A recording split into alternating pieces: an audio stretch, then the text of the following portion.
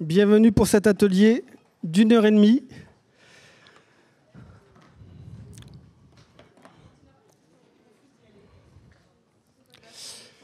Bon, après la technologie, c'est pas grave. Si jamais vous n'arrivez pas à vous connecter via le Wi-Fi ou via votre téléphone portable, on a quelque chose qui est exceptionnel aujourd'hui. On a chacun un micro. Et ça, c'est vraiment exceptionnel. C'est très rare. C'est la première fois que je fais une conférence qui donne la possibilité à chacun d'intervenir. Et ça tombe bien parce que c'est précisément l'objet de l'atelier qu'on va faire, c'est que vous interveniez, que vous preniez la parole. Et donc là, vous n'avez même pas besoin de lever la main. Vous n'avez même pas besoin qu'on vous tende le micro. Vous allez pouvoir directement interagir et prendre la parole. Alors moi, bien sûr, on va avoir un déroulé. Je vais m'exprimer, mais l'idée, c'est vraiment qu'à n'importe quel moment, vous puissiez intervenir. C'est vraiment participatif. Est-ce que tout le monde est prêt? Oui. Est-ce que vous êtes chaud pour le climat? Ouais. Ok. Ce que je vous propose, c'est de commencer sans plus attendre. Alors, je vois des têtes familières. Alors, vous participez comme les autres. Hein. Ce ne sont pas les figurants. Ça fait plaisir. En tout cas, merci à celles et ceux d'entre vous qui sont venus. Des vieux potes dans la salle. Merci Arnaud, spécial dédicace. Et ce que je vous propose, c'est de commencer dès à présent. Alors, il va y avoir une partie. Au début, vous allez voir, je vais parler. Alors, pourquoi je vais parler? Parce qu'en fait, l'idée, c'est que je vous ressortiez de cet atelier avec des outils, avec de la matière pour, en quelque sorte, embarquer avec vous, vos collègues, vos amis. Et donc, je vais prendre un peu le temps de vous expliquer un peu notre philosophie, notre parcours. Pourquoi? Parce que l'atelier, c'est une chose, vous allez partager vos solutions, mais en plus, je sais que déjà, vous êtes très engagés. Si vous êtes là aujourd'hui, c'est que vous êtes très engagés. Mais l'idée, c'est de vous donner des outils, de vous équiper pour demain pouvoir embarquer avec vous, vos amis, vos collègues, vos voisins. Donc voilà. Donc, je vais vous expliquer un petit peu la genèse du projet, parce que la genèse du projet, en fait, de cela découle notre philosophie. Et tout d'abord, pour commencer, voilà une petite photo. Alors, c'est pas moi, c'est Léo. Mais voilà, ça, c'était mon métier d'avant. J'étais courtier, exactement la même chose que Jordan Branford dans le film. Et ça remonte, là, ça nous projette dans le passé. C'était il y a plus d'une dizaine d'années. Je travaillais dans une banque d'investissement, mais Aline, je ne pourrais pas la citer. Et voilà, c'était mon métier. Voilà. J'étais presque aussi dépravé que lui. Il y en a qui peuvent témoigner dans la salle. Et j'aime bien cette photo de Léo parce que voilà, après, il y a ce Léo-là aujourd'hui que vous connaissez tous, à mon avis. Est-ce que ça vous parle? Vous reconnaissez cette photo? Ouais, Don't Look Up. Et ben voilà, moi j'ai eu ma prise de conscience, ma bifurcation, comme on appelle ça à présent. C'était il y a 2008. Crise financière à Wall Street. Et ben là, je me pose des questions. Alors bien sûr, dans ma banque, moi j'essayais déjà de flécher l'argent vers les solutions. J'étais un des premiers à être spécialisé sur tout ce qui est énergie renouvelable, clean tech. Mais ça ne me suffisait pas. Quête de sens, voilà, avant l'heure. Et donc, je me posais beaucoup de questions. Et donc ça, c'est un peu le Léo que je voudrais être. En tout cas, j'aspire à être. Voilà, l'ancien Léo, il est derrière moi. Et pourquoi? Parce que ce petit... voilà, ça résume tout. On voit ce cadre qui est complètement en lambeaux. Il dit, ouais, OK, la planète est foutue, mais qu'est-ce qu'on a créé de la valeur pour l'actionnaire? Génial. Et ben ça, ce discours, il passe plus. Il passe plus aujourd'hui. Maintenant, avec les jeunes générations, ben moi, voilà, ça a été la prise de conscience. Ça a été il y a une dizaine d'années. Alors, quelques chiffres. À mon avis, vous les connaissez tous, donc je ne vais pas m'appesantir là-dessus. Si tout le monde vivait comme un Américain, voyez, vous faites le compte 5 planètes. Je pense que vous êtes familier avec cette notion d'empreinte écologique? Ouais, hein, je pense que si vous êtes là, vous connaissez. Comme un Français, 3 planètes. De cela, on déduit directement le jour à crédit. Vous savez, cette année, c'était 28 juillet. En fait, en toute logique, si vous avez 3 planètes, ça veut dire qu'à partir du 4e mois, vous avez épuisé les ressources de la planète. Donc ça, c'est un chiffre très important. On parlera aussi d'empreinte carbone. Mais j'aime beaucoup ce chiffre-là. Et puis en plus, ça permet aux enfants tout de suite de comprendre. Tout le monde comprend le sujet. Voilà, on vit au-dessus de nos moyens. Dette écologique, dette financière, on y reviendra. Et l'autre sujet, c'est que chaque jour, alors ça, peut-être que vous connaissez moins le chiffre, c'est 243 000 personnes en plus sur Terre. Le solde net, ça tient compte des décès. Donc imaginez un instant, même de vous demander de fermer les yeux, de vous projeter, imaginez un instant ce que ça représente, 243 000 personnes. Alors pour vous donner une idée, c'est Reims et son agglomération. Chaque jour, sur la planète, imaginez ça, il faut loger, il faut nourrir, il faut transporter, il faut équiper en infrastructure. C'est le défi tous les jours. Et quand on combine tous les deux, et on a une exponentielle. On a deux croissances qui se combinent, c'est une exponentielle. Est-ce que vous connaissez l'allégorie qui permet de comprendre le phénomène exponentiel du nénuphar, de l'étang nénuphar? Quelqu'un connaît? Alors, ceux qui connaissent pas, ceux qui connaissent, je vais vous demander de rien dire. L'allégorie du nénuphar, ben voilà, l'histoire est la suivante. Un nénuphar double de taille tous les jours. Au bout d'un mois, il occupe l'intégralité de l'étang. Donc je vous répète, le nénuphar double de taille, double de surface tous les jours. Au bout d'un mois, il occupe l'intégralité de l'étang. La question que j'ai pour vous, au bout de combien de temps le nénuphar occupe la moitié de l'étang? Au bout de combien de temps? Alors si vous pouvez quand même répondre. Hein. Si quelqu'un ne connaissait pas et qui découvre la question pour la première fois, il peut répondre. Bravo. Le 29e jour. Alors, ce que j'ai oublié de vous dire, c'est génial, c'est interactif. Vous avez un micro, vous appuyez sur le petit bouton rouge. Et voilà, vous pouvez prendre la parole. N'hésitez pas, faites-le. C'est rare qu'on puisse interagir de cette manière. 29e jour. Et pourquoi je vous donne cet exemple-là? Parce qu'en fait, ça, c'est le principe d'une exponentielle. 29e jour, il n'y a encore que la moitié des temps qui est recouvert par le nénuphar. On se dit, bon, bah, écoutez, ça va, hein? Et le jour d'après, c'est fini. Eh ben, on est dans un phénomène exponentiel. Voilà. Retenez juste ça parce que je trouve que c'est intéressant pour même des enfants comprennent en fait cette allégorie, en fait cette analogie. Et donc ce que l'on consomme le plus, est-ce que vous avez une idée? Comme ça, c'est un peu une boutade, à votre avis? L'avenir. Voilà, tout simplement. C'est notre avenir. C'est notre avenir, celui de nos enfants. Donc la question, c'est comment consommer moins, mieux et autrement. Ça, c'est la question fondamentale. Son pendant, son équivalent, sa symétrie, c'est quoi? S'il faut consommer moins, mieux, autrement, c'est comment vous produisez moins, mieux, autrement. Ça va ensemble. Ça tire tout. Cette logique-là, en fait, de ça, tout va découler, tout va dériver. Donc pour moi, c'est vraiment une question essentielle, c'est comment consommer moins, mieux, autrement. Et alors, il faut que je vous raconte une petite anecdote. Ces diapositives, j'ai dû les soumettre à l'UNESCO avant. Voilà, ils veulent savoir ce qui se passe chez eux. Et je suis content parce que l'image suivante, elle n'a pas été censurée. Je pensais qu'elle allait être censurée. Vous allez comprendre pourquoi. Voilà, en fait, c'est une image qui se passe à l'ONU. Vous savez que l'UNESCO fait partie de l'ONU.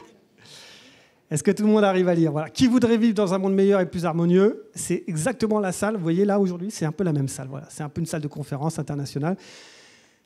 Eh bien, tout le monde est partant, bien sûr. Ben oui, on veut tous un avenir meilleur pour nos enfants. On veut tous du bonheur. On veut tous vivre en paix, bien sûr. Et puis, dès lors qu'il faut passer à la phase concrète, qui est disposé à abandonner ce modèle de surconsommation? Il n'y a plus personne, il y a les mouches qui volent. Alors, je pense que si je vous fais voter aujourd'hui, ce sera différent. Je pense qu'il y aura quasiment autant de mains qui se lèvent dans les deux cas. Mais voilà, je voulais vous dire ça. Pourquoi? Parce que c'est le défi. Le défi, ça va être de faire la transformation. Comment passer sur des nouveaux modes de consommation? Et là, je vous ai dit que c'était un atelier interactif. Je voudrais déjà, dès à présent, vous entendre. Alors, n'oubliez pas, prenez le micro. Quelles sont, selon vous, les raisons les plus souvent avancées pour ne pas agir? Alors, pas le temps. La peur. La peur. Pas le temps. Pas le temps. Ça revient très souvent. Voilà. McDo, c'est bon. L'attractivité, désirabilité. Les finances. C'est cher. Ça veut dire quoi, les finances, pardon? Oui, le budget. Budget, ouais, ça coûte plus cher. OK. Je pèse rien. Ouais, ça revient très souvent également. Comment? Le confort, exactement. Perte de confort. C'est foutu, ça sert à rien. Allez-y. La peur de l'inconnu. La peur de l'inconnu, exactement. D'autres arguments? On ne sait pas par quoi commencer. Ouais, on est perdu, on ne connaît pas le chemin. D'autres idées? Nous aussi, on veut une vie plus confortable. Comment? Nous aussi, on veut, comme les Occidentaux, une vie plus confortable. Alors ça, c'est ce que peuvent nous opposer les pays émergents, bien sûr. Pourquoi on n'aurait pas droit à la même chose que vous? D'autres choses encore? Allez. Les riches d'abord. Les riches d'abord. Non, dans ça, non. On a fait le tour. L'argument aussi... Je rajouterais... Pardon? Je rajouterais si les Américains et la Chine ne bougent pas... Merci. Nous, Merci beaucoup. C'est quoi votre prénom? Votre prénom? Anne-Laure, merci. Je l'attendais, c'est exactement ce que j'attendais, la dernière objection. Là, on a fait le tour de toutes les objections. Eh bien, si on trouve un moyen de contourner, de contrecarrer ces objections, eh bien, vous savez, la question d'avant, on a la réponse. On arrive à donner envie aux gens de consommer moins et mieux. Ça, c'est la question fondamentale, c'est comment contrecarrer ces objections, sachant que ces objections, on les entend en permanence, ça vient de partout, dans les médias, de vos amis, de vos voisins, de vos collègues, de tout le monde. Comment on peut faire? C'est ça l'idée, c'est ça l'objectif, comment contrecarrer? Eh bien, comment donner envie de consommer moins et mieux autrement? Eh bien, moi, en fait, ça a été ma révélation, c'était en 2008. Ceux qui connaissent un peu Ecofrugal, je ne sais pas, il y en a qui connaît déjà un peu Ecofrugal aujourd'hui parmi vous? Voilà, ok, pas tant que ça, c'est bien, ça fait des nouveaux membres potentiellement dans la communauté. En fait, la révélation, moi, j'étais un gros consommateur d'eau gazeuse, j'achetais de l'eau en bouteille plastique.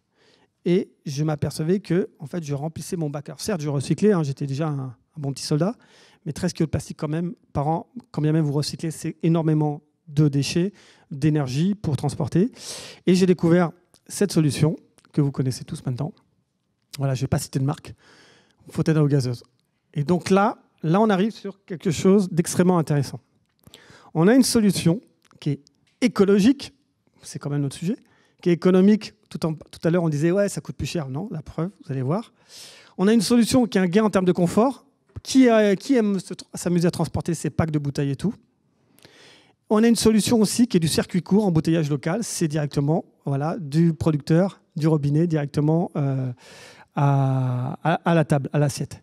Et ça, en fait, pour moi, ça a été un tsunami. Vous ne pouvez pas imaginer. Je me suis dit, mais voilà, en fait, par rapport au problème qu'on s'est posé précédemment, voilà une piste. On tient quelque chose. On tient quelque chose parce que si on arrive à trouver d'autres exemples, on peut embarquer les gens.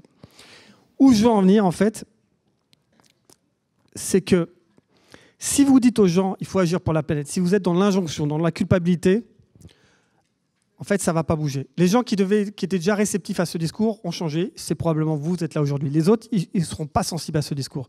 Les autres, il va falloir en fait avoir une révolution copernicienne. Il va falloir inverser les choses. Il va falloir plutôt leur dire voilà ce que vous devez faire pour l'environnement. Voilà ce que vous devez faire pour la transition. Qu'est-ce qu'on va faire? On va inverser complètement le rapport des choses. On va leur dire, voilà ce que la transition écologique peut vous apporter ou vous rapporter.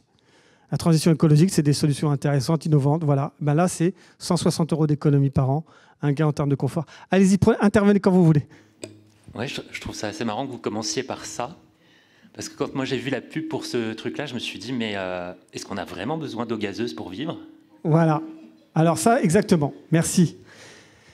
La question, ce n'est pas d'arriver sur des nouveaux besoins. Moi, j'étais accro à l'eau gazeuse. Là, c'est une solution. Mais l'idée, ce n'est pas d'utiliser cette machine si vous n'avez pas une grosse consommation et si ça sert. Bien sûr, on est dans une logique de réduction. Je poserai une autre question parce que c'est vrai qu'on a eu le débat avec mon ami et la dame de devant. C'est qu'en fait, c'est vrai que pour nous aussi, cet exemple nous choque. Bon, déjà, il y a la question de monsieur, mais surtout, en fait, ça crée toujours du déchet. Et puis, en plus d'un déchet, en fait, dans des capsules de gaz où on pourrait aussi se poser la question. Alors, ouais. Je suis d'accord que c'est moins pire. Dans le sens où on ça apporte une solution. On a déjà une économie qui est significative. Ouais. En plus, c'est une économie de coût, donc c'est un progrès.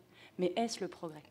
Alors, le progrès, c'est une bonne question. Je pense que le progrès, déjà, il faut retrouver le chemin du progrès. On l'a perdu en cours de route, il n'y a pas de doute là-dessus. Et les questions que vous vous posez, ce sont des bonnes questions. Après, on n'est pas dans le tout ou rien. L'idée, c'est vraiment de permettre aux gens... En fait, si quelqu'un consomme de l'eau gazeuse, il ne va pas s'arrêter du jour au lendemain. On a des problèmes d'addiction. On a des problèmes d'addiction au pétrole. On a des problèmes d'addiction à des tas de choses. Et l'idée, c'est vraiment de prendre les gens tels qu'ils sont.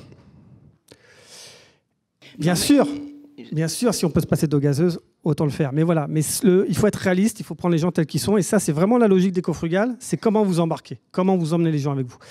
Oui, mais après, c'est aussi la question de l'empreinte carbone. C'est-à-dire que quelqu'un qui a 2 tonnes d'empreinte carbone par an, voilà, mais qui boit de l'eau gazeuse, on s'en fout, il a 2 tonnes. On est d'accord. Donc, à un moment, il faut aussi que les gens comprennent la hiérarchie de ce qui pollue le plus. C'est ça. J'imagine que tout le monde est au courant. Alors, on va y venir. On va y venir. Je vous laisse intervenir, mais par contre, je n'hésiterai pas à vous arrêter si je sens qu'on va parler du sujet plus tard. On va y venir. Merci. L'empreinte carbone, c'est le sujet. Il n'y a pas que ça, mais c'est le sujet. Et donc, je me suis amusé à faire quoi, d'après vous? Ces solutions-là, je me suis amusé à les rechercher pendant 3 ans, de 2008 à 2012. J'ai fait un livre qui s'appelle « Le guide Ecofrugal », que voici, qu'a cette logique-là, qui s'intéresse à toutes les solutions que vous pouvez mettre en place au quotidien en ayant une approche bénéfice en termes d'économie, en termes de bien-être, en termes de pouvoir d'achat, en termes de santé. Toutes ces solutions, elles sont très hétérodoxes. Quand vous faites du covoiturage, c'est économique et écologique.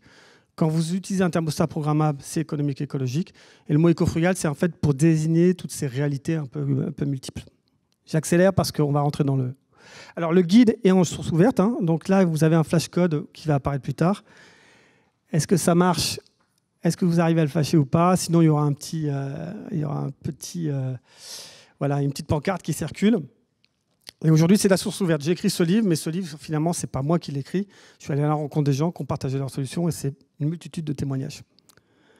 Donc, n'hésitez pas. De toute façon, je vous remettrai à la fin. Et comment on passe du livre à l'atelier aujourd'hui? Voilà. Désolé, c'est un petit peu long, mais ce que je veux vous faire comprendre, c'est cette philosophie. Les solutions, elles évoluent, tout ça, mais je prends le temps de vous expliquer cette philosophie parce que, selon moi, c'est une philosophie qui est puissante pour dépasser l'inertie, le mur de verre. Et comment on arrive du livre aux ateliers? C'est très simple. Qui lit aujourd'hui? Plus grand monde. Quand les solutions viennent d'un livre, c'est quand même impactant, mais quand les solutions viennent de votre meilleur ami, de votre collègue, et là, c'est carrément plus impactant. Et en fait, c'est comme ça qu'on est passé du livre aux ateliers. Je me suis aperçu que les gens aimaient parler de leurs solutions positives, et on a créé un format. Alors aujourd'hui, c'est moi qui anime, mais demain, vous pouvez animer sans problème. Vous pouvez même co-animer avec moi, si vous voulez, un moment, pendant cette séance. Mais c'est vraiment l'idée que chacun peut faire ce moment de partage, de mise en commun de solutions. Et donc concrètement, comment ça se passe? Les gens s'inscrivent sur le site. Là, c'est un atelier zéro déchet. On reçoit une box. Dans le box, il y a le kit d'animation. Il y a des exemples de solutions éco-responsables. Ça peut être un shampoing solide, ça peut être un sac à pain, ce genre de choses. Et l'idée, c'est qu'on met en commun ces solutions et ensemble, on s'aperçoit qu'on peut aller beaucoup plus loin. Pourquoi? Parce que tout seul, on n'y arrivera pas. Ça, il faut bien se mettre ça dans la tête. Même les survivants et les survivalistes, ils n'y arriveront pas. S'ils sont tout seuls, on n'y arrivera pas. La réponse, elle est forcément collective. Elle passe par la coopération. Voilà, aujourd'hui, comment ça se passe dans l'atelier? Vous allez sur la plateforme, c'est gratuit, vous vous inscrivez, vous créez votre événement et ensuite, vous recevez le kit d'animation pour faire l'atelier qu'on fait ensemble. Différentes thématiques, voilà, on couvre tout. L'idée, c'est que tous les sujets soient couverts. Juste, on va sortir une thématique sobriété énergétique parce qu'en fait, ça, c'est vraiment d'actualité. Et l'idée, c'est de comment voir avec ses collègues, ses voisins, sa copro, comment on peut réduire la facture énergétique. On vient à l'empreinte carbone. Les 2 tonnes. Tout le monde connaît l'objectif de 2 tonnes? Ça parle à tout le monde? Non. Oh, non.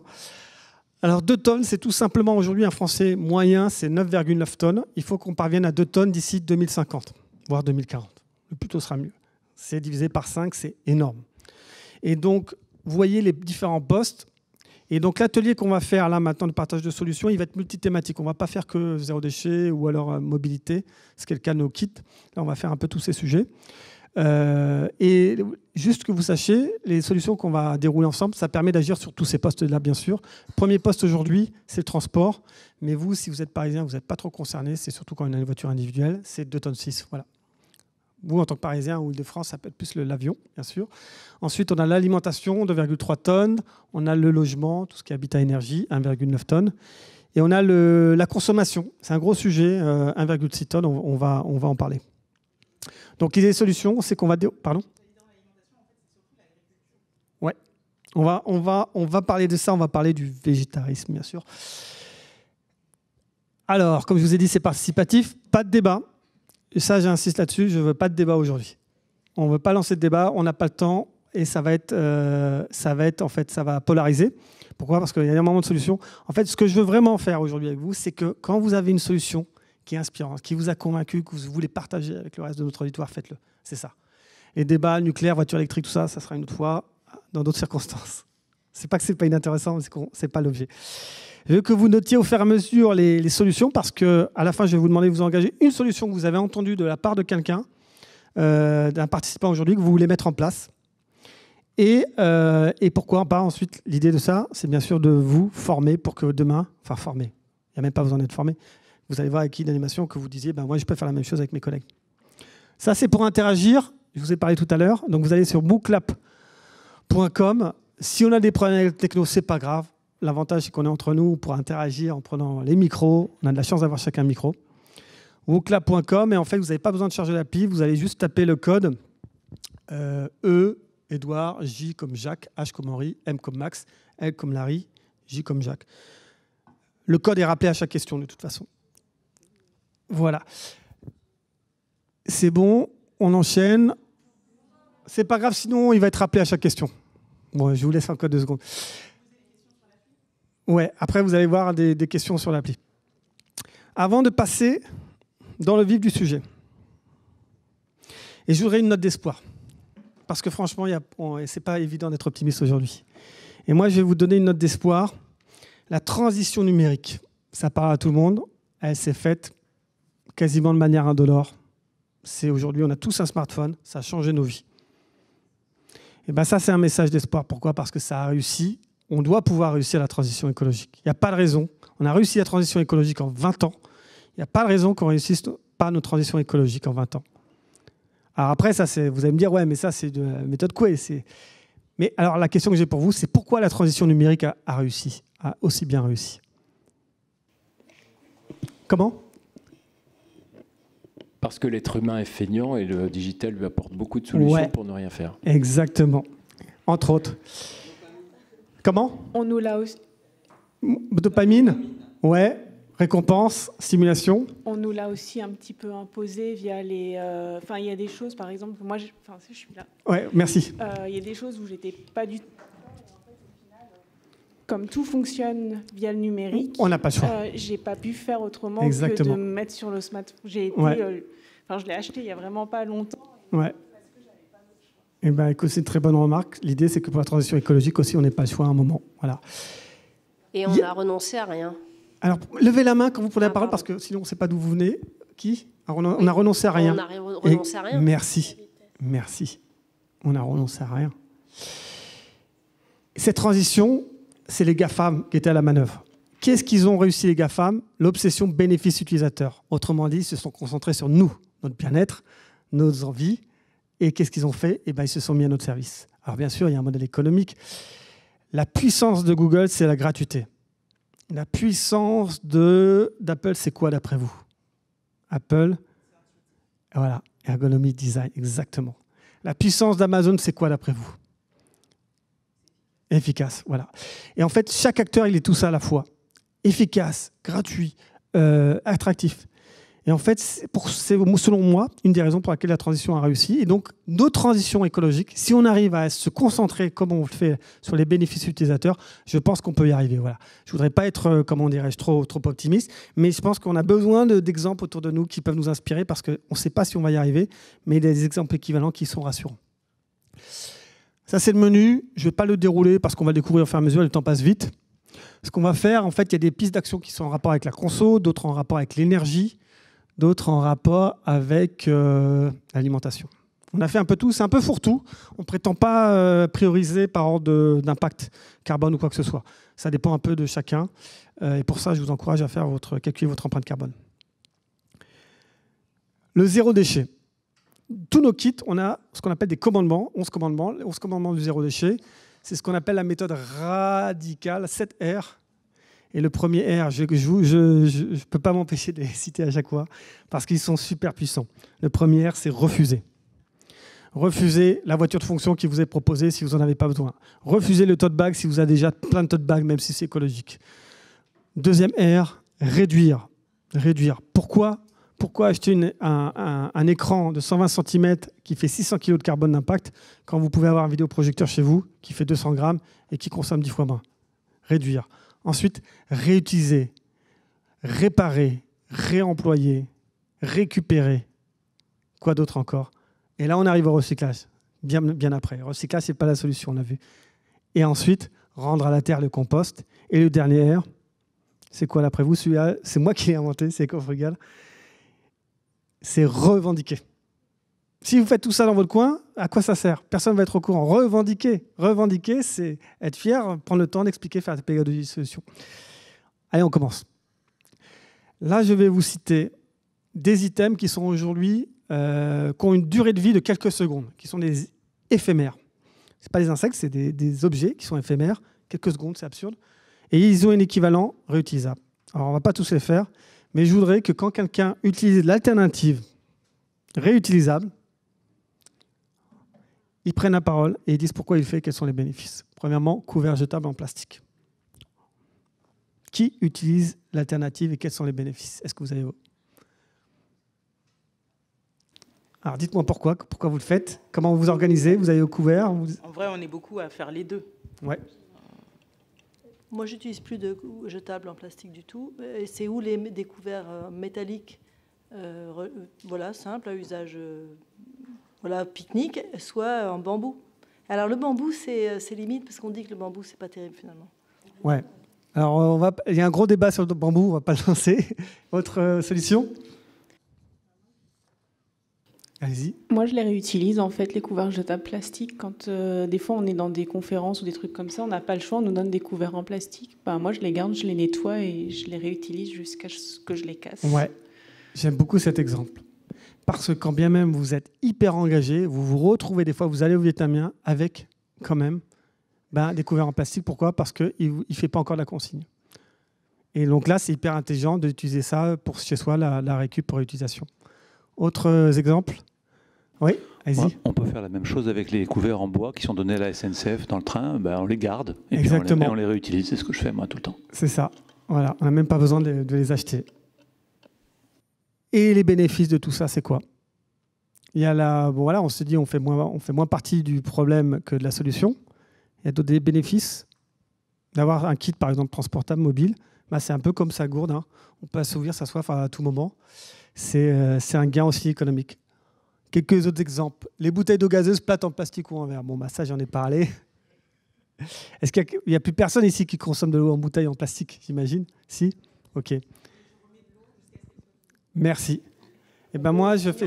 Ouais. Bravo. D'autres personnes sont un peu hybrides comme ça ? Je veux dire qu'on peut utiliser aussi le filtre à eau chez soi. Ouais. Que les bouteilles en plastique. Personnellement, moi, j'ai toujours consommé que de l'eau du robinet, mais pour ceux qui sont... Alors, c'est intéressant parce que il y a des gens qui ne veulent pas boire l'eau du robinet et donc on peut filtrer son eau et ensuite la basculer tout simplement dans sa gourde. Ça évite d'acheter de l'eau en bouteille. C'est 40 € à minima. Les petites gourdes qu'on achète en gare par an en mobilité. Ouais. Moi, j'ai toujours 4-5 bouteilles en verre ouvertes dans un endroit frais de la maison et je les laisse reposer 12 heures avant de les consommer. Je fais reposer mon eau, tirer avant de... Et pourquoi vous faites ça ? Parce que ça permet à l'eau de se reposer parce qu'elle a été déjà dans les tuyaux, elle a été traitée et ça permet déjà de faire évaporer une certaine partie de ce qui est dans l'eau. Exactement. Elle a un meilleur goût. Du coup. Le chlore, l'odeur de chlore, en fait, disparaît au bout de 10 minutes à l'exposition à l'air libre. Exactement. Allez-y. Petite info qui provient de mon cousin qui est ingénieur en matériaux. On peut tout à fait utiliser les bouteilles en plastique, les réutiliser quand on en a eu une quelque part. Simplement, il ne faut pas garder l'eau plus de 2-3 jours dedans. C'est très important parce qu'à ce moment-là, elle n'est pas bonne. Et la différence avec une bouteille d'eau Evian, par exemple, mince, j'ai fait de la pub, excusez-moi. C'est pas grave. C'est que tant qu'elle n'est pas ouverte, en fait, on peut la conserver très longtemps. Par contre, si vous avez ouvert une bouteille d'eau, il faut faire attention à ne pas la garder, l'eau du robinet, plus de 2-3 jours. Merci beaucoup. C'est quoi votre prénom ? Bertrand. Bertrand, merci beaucoup. C'est un excellent exemple parce qu'il y a un fameux débat sur la migration des particules plastiques. La migration des particules plastiques, elle va s'accélérer si vous laissez votre petite bouteille d'eau, même si vous la réutilisez au soleil. Vous le sentez d'ailleurs, quand vous laissez votre gourde au soleil, l'eau a un goût parce qu'il y a la migration des particules plastiques. Donc, merci. On peut réutiliser sa gourde. Moi, souvent, j'utilise une gourde Perrier, une bouteille de plastique Perrier, elles sont assez résistantes comme gourde parce que je perds. J'ai un des défauts. Je ne suis pas si éco-frugal que ça. Je perds énormément de choses. Donc, les gourdes, j'en perds souvent. Donc, voilà. D'autres exemples, pardon ? Et je rajouterais juste que dans l'eau, je suis ici, moi, je rajoute un bâtonnet de le charbon Bitochan, je ne sais jamais le nom en japonais. Bichuan, whatever. Et alors, c'est bien parce qu'en fait, ça évite que l'eau se dégénère. En fait, ça maintient l'eau dans un bon état et sans goût. Merci. Voilà, exemple de filtration. J'ai acheté cette bouteille parce qu'il n'y avait pas de fontaine. Il n'y a rien dans le supermarché qui me donne un peu de l'eau, donc j'achète parce qu'il n'y a pas un autre choix. Votre prénom, c'est comment ? Fabiola. Est-ce que quelqu'un a une solution pour Fabiola ? Elle se plaint de ne pas trouver de point d'approvisionnement de fontaine. Est-ce que quelqu'un connaît une app qui recense les fontaines en libre accès ? Un peu comme les toilettes ? Non, personne ? Ça existe, alors je ne m'en rappelle pas, mais ça existe en tout cas. Arnaud, derrière. Non, moi également, j'utilise des filtres pour l'eau du robinet, donc système de filtration à la maison, mais également des filtres Bichotan, qui sont des filtres en charbon actif, qui permettent d'être transportés et utilisable quasiment partout. Voilà. Merci. Voilà. Et c'est aussi le coût de revient économique. Si vous, avant, vous consommez de l'eau bouteille plastique, c'est dans le guide, mais les économies sont considérables. Le message que je ne vous ai pas dit, mais ce guide-là, une famille française, si elle met en place une partie des solutions, c'est 5 000 € d'économies récurrentes par an. Récurrent. C'est considérable. Et en fait, ça casse une idée reçue. Le développement durable, ça coûte plus cher. C'est pour les bobos, c'est pas vrai. Même le bio, on en parlera tout à l'heure. Le bio est plus cher à l'étiquette, mais au global, quand on raisonne au niveau du poste budgétaire alimentaire, vous jetez moins, vous faites plus de faits maison, vous consommez plus de produits de saison, vous allez acheter plus souvent en vrac, vous allez acheter moins de produits ultra transformés parce que vous cuisinez plus. Et ben, beaucoup de gens sont passés au bio et s'aperçoivent que le budget alimentaire n'a pas forcément augmenté, sauf à part l'inflation actuelle. Oui, Bertrand ? Repéré. Autre info, c'est peut-être la réponse à la dame, c'est que toute l'eau potable qu'on a au robinet, à quelques exceptions à certains moments, mais en général on est informé, l'eau potable est vraiment potable. Et c'est une communication des eaux minérales de nous faire croire qu'on en a absolument besoin pour être en bonne santé. C'est totalement faux. Le risque qui est lié au fait de boire de l'eau potable du robinet toute sa vie est absolument infime. Merci. Ouais. Et j'ajouterais aussi... Levez la main, merci. Ouais. J'ajouterais que c'est la même chose pour les tout petits. On n'est pas obligé de faire des biberons avec de l'eau en bouteille. L'eau du robinet est parfaite. Ouais. Alors l'argument santé, c'est les industriels souvent nous tiennent comme ça. Dès qu'on parle des enfants, là, on ne va pas chercher même à savoir si c'est peut-être faux. On s'est dit le risque est considérable, je ne prends pas de risque, je vais consommer l'eau en bouteille recommandée pour mon nouveau-né, tout à fait. On ne va pas les dérouler tous, mais en gros, si vous, dans votre vie, débarrassez-vous du jetable. Si on se débarrasse du jetable, en fait, là, c'est quelques items, c'est énorme. La brosse à dents, vous savez, qui utilise des brosses à dents réutilisables maintenant ? Ouais, vous changez juste la brosse. Voilà. Pourquoi tout changer ? C'est absurde de jeter. C'est un peu comme si on avait une voiture à usage unique. Qui ferait une voiture à usage unique ? Personne. Là, c'est pareil pour les brosses à dents. Voilà quelques exemples. Ça, c'est au fil de l'eau. Vous n'allez pas révolutionner chez vous en rentrant ce soir en disant de jetable, mais à chaque fois que vous avez quelque chose de jetable, dites-vous quelle est l'alternative réutilisable et quel est mon bénéfice. Et il y a toujours un bénéfice économique, ça c'est très clair pour cette partie-là. On passe à la piste d'action suivante. Alors on appelle ça des commandements, mais c'est assez proche. Je réduis mes emballages, je découvre le vrac, et là, ça y est, on va enfin se servir de l'appli. D'après vous, les emballages en plastique représentent quel pourcentage de la consommation ? Ah zut, il y en a qui ont déjà voté. De la consommation totale de plastique. Les emballages, on produit du plastique dans le monde. Je vous donne le chiffre, c'est 400 millions de tonnes qu'on produit par an en plastique. 400 millions de tonnes. C'est 50 kilos par an et par terrien. C'est le plastique. OK ? Autre chiffre, depuis le début de l'invention du plastique, années 50, d'après vous, on est à combien de tonnes de plastique produites ? Je vous donne les chiffres, c'est 8 milliards de tonnes. Donc on a tous une tonne de plastique. Un dernier chiffre, moi j'aime beaucoup le plastique. Pourquoi ? Parce que c'est un sujet d'ampleur. En 2050, il y aura plus de plastique dans la mer si on continue comme ça que de poissons. Voilà, en termes de masse. Donc aujourd'hui, c'est un sujet énorme. Et je vais vous donner la réponse. Non, mais le vrai sujet, c'est qu'il y a des gens qui jettent du plastique dans la mer. On est d'accord. C'est bizarre. On est d'accord. Et ça, comment on fait ? Quand vous voyez quelqu'un qui jette du plastique, comment on peut faire ? C'est un sujet, on va parler... Ok. Alors, on va en parler... Les plastiques ne sont pas jetés dans la mer. Ouais. Ils arrivent dans la mer suite à un parcours... Par exemple, on le jette n'importe où. Donc, qu'est-ce qu'on fait dans ces cas-là ? On va faire une petite digression parce que c'est un débat et je voudrais vous donner quelques arguments la prochaine fois. Quand vous voyez ce genre de choses, communication non violente. Non violente. Si vous dites à la personne non, c'est que vous... Voilà, non, ça ne va pas marcher. Quelqu'un jette quelque chose, ostensiblement ramassé devant vous, en disant « Écoutez, je crois que vous l'avez perdu, vous pouvez faire semblant d'être... » Je le fais souvent. Excusez-moi, je vous avais fait tomber quelque chose. Tenez. Ou alors vous le ramassez ostensiblement en disant « Non, mais je vais le jeter à la poubelle pour vous. » Pour les cigarettes, c'est compliqué. Hein. Pour les cigarettes, les mégots, c'est compliqué. Je suis d'accord, on ne peut pas le faire. Allez, ramasser un mégot, c'est pas très hygiénique. Ouais.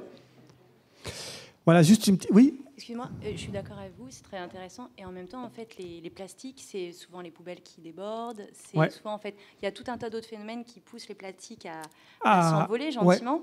Moi, je vois notamment, vous savez, les endroits où il y a des décharges, aussi, il y a un tel flux qu'avec le vent, voilà, il y a toujours des déchets un peu partout.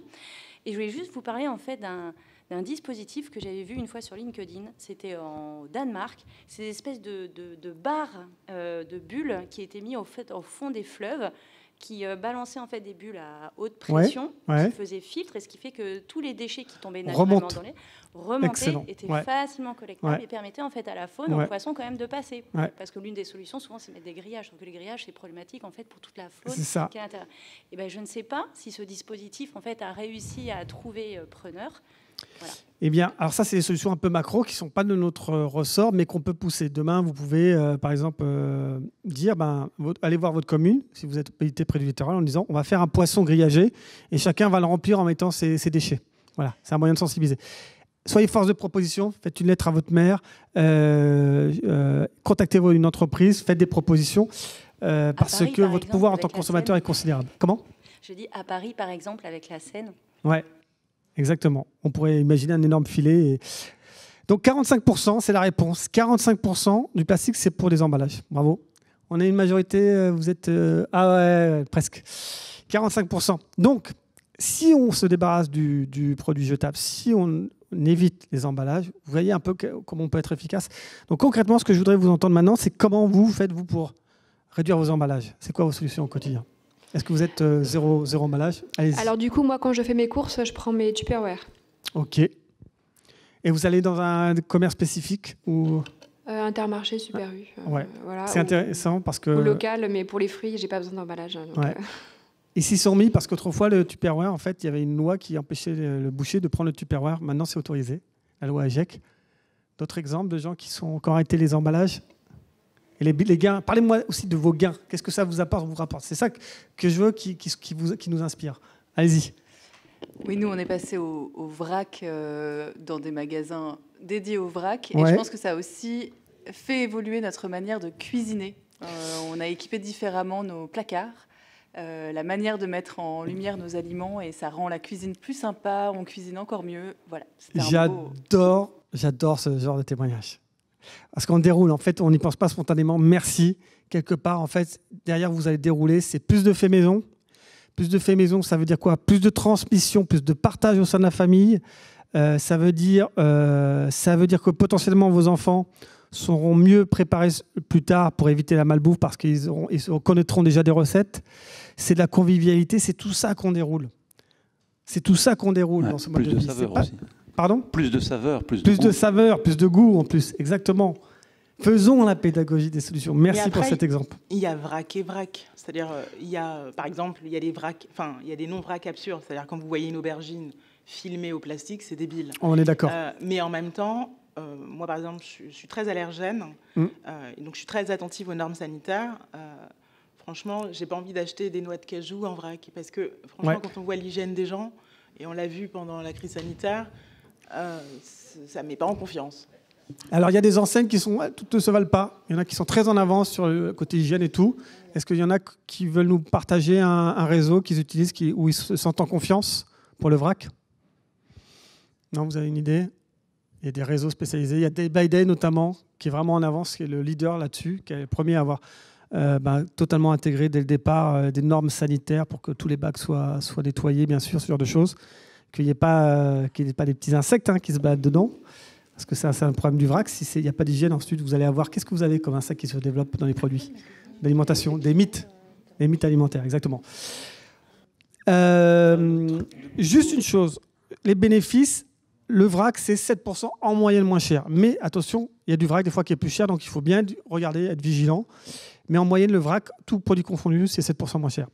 On a parlé du vrac alimentaire. Est-ce que des gens veulent parler d'autres vracs ? Est-ce que vous achetez votre vin en vrac, votre bière en vrac ? Est-ce que vous achetez des produits d'entretien ? Allez-y. Moi, j'ai essayé d'acheter des produits lessive, compagnie en vrac. Il y a une espèce de supermarché bio à côté de chez moi, pas loin là.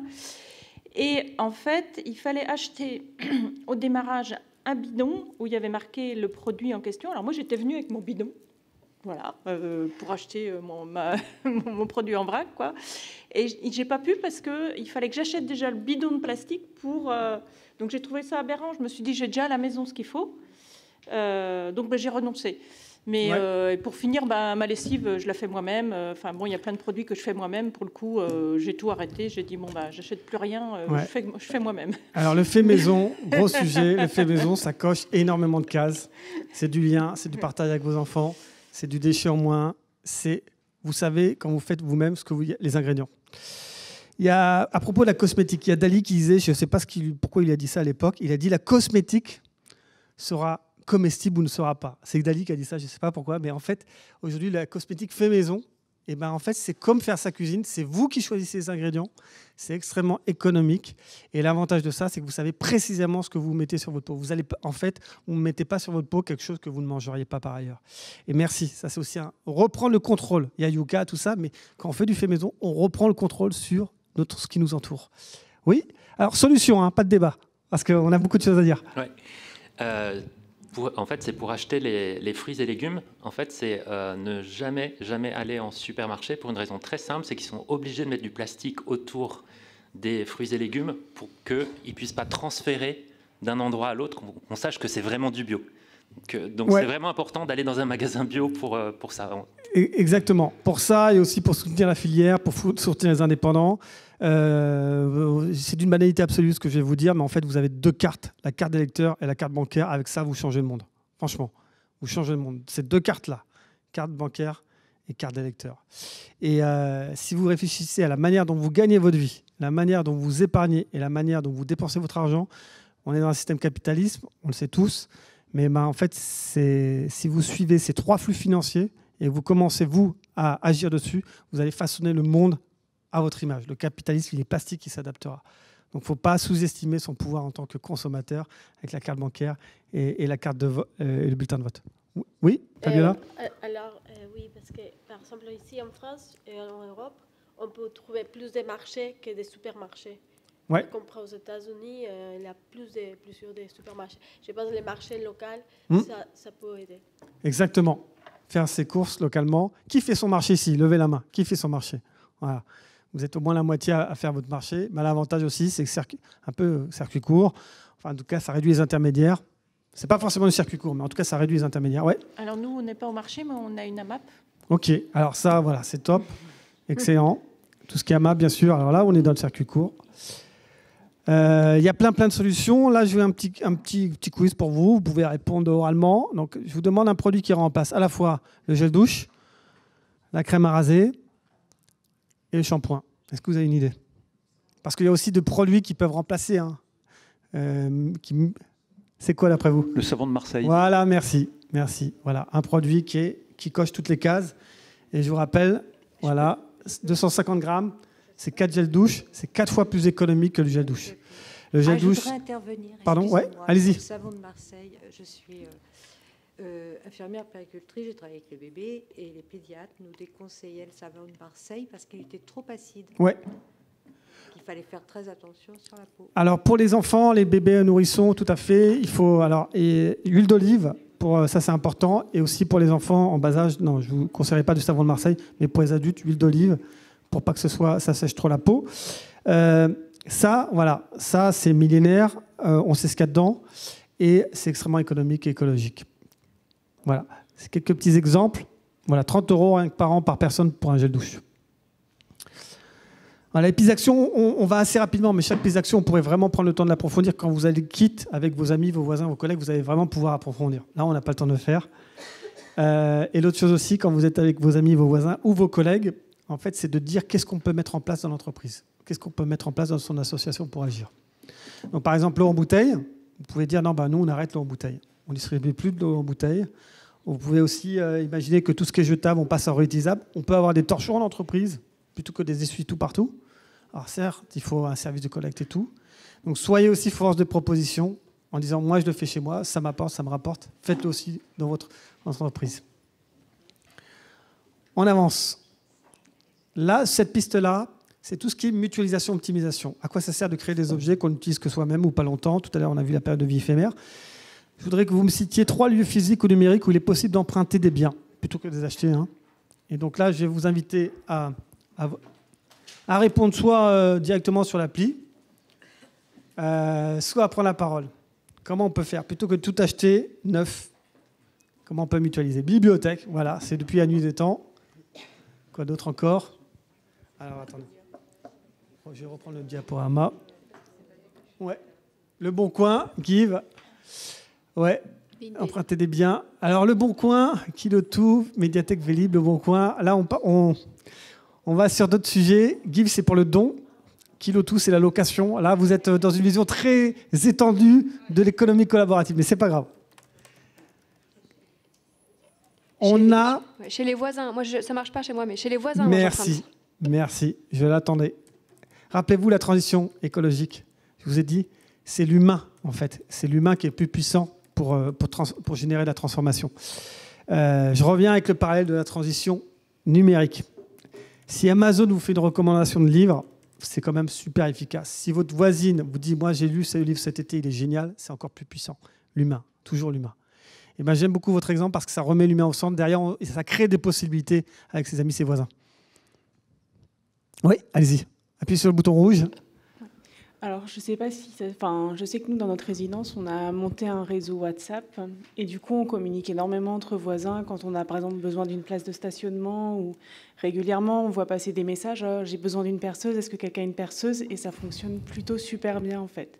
Même pour récupérer des colis, c'est il y a mon livreur qui est là. Est-ce que quelqu'un peut le récupérer pour moi? Et en final, on se rend compte qu'on crée énormément de... même si c'est des petits liens ponctuels, on s'est rendu service, on a pris, on a discuté 30 secondes le temps d'un échange et ça fonctionne plutôt super bien, en fait. Merci. Et il faut aussi un médiateur, du coup, pour dire attention, ici, on n'est pas là pour parler des sujets politiques ou quoi que ce soit, on est là pour de l'entraide, voilà. Ouais. Je peux dire ça. Oui, Fabiola. Oui, on parle de tout ça, mais j'ai trouvé qu'il y a beaucoup de la revue Oui Demain. Et pourquoi n'était pas digitalisé? Tout le monde a des portables pour avoir un scanner, un flashcode, ouais. Alors, Fabiola, merci. En fait, vous pouvez faire plein de choses avec vos voisins, votre copro. Faites un petit flashcode qui renvoie sur votre groupe WhatsApp. Vous pouvez le lancer comme ça. En fait, là aussi, vous tirez un fil. Quand vous commencez à mutualiser avec un voisin, vous n'attendez pas d'avoir un problème de voisinage parce qu'il y a du bruit pour aller le voir. Le jour où il y a un problème de bruit, ça change tout parce que vous aurez déjà interagi avec lui. Allez le voir pour lui demander son fameux appareil à raclette. Vous allez voir, le jour où vous avez un problème de voisinage, déjà, vous serez plus tolérant, vous serez dit, mais mon voisin il m'a déjà dépanné. Et surtout, le jour où il y a un problème de voisinage et du bruit, au lieu d'aller vous plaindre, vous allez participer à sa soirée parce que vous le connaissez déjà. Je donne cet exemple pourquoi? Parce que, en fait, on ne se rend pas compte aujourd'hui à quel point on est esseulé. Le capitalisme nous a rendu très, très individualistes et nous a esseulés.